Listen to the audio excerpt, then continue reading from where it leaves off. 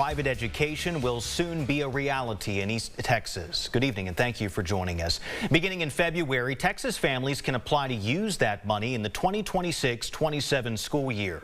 As KLTV7's Andrew Culver reports, a private school in Longview has hopes this will bring in more students.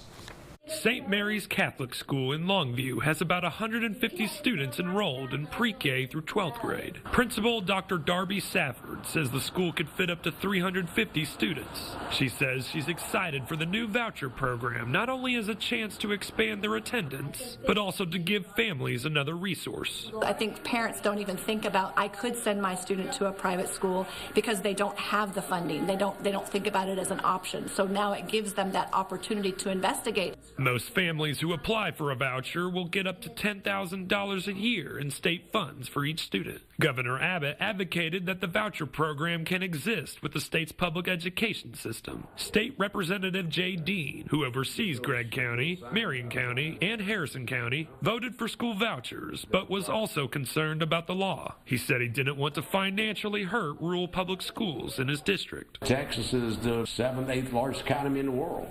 You know, we shouldn't be starving our great rural public schools because we have the finances to do that. Dean and other representatives helped secure $8.5 billion of the state's surplus in new state money for public schools in Texas. Dean says St. Mary's Catholic School is an outlier compared to the other private schools in his district. He says the other private schools may not accept the vouchers. And of course, there'll be students whose parents say the best option is public school, and that's fine also. We just want families to have that choice. Andrew Culver, KLTV7 News. Now, this program only works if students are attending a state-accredited private school.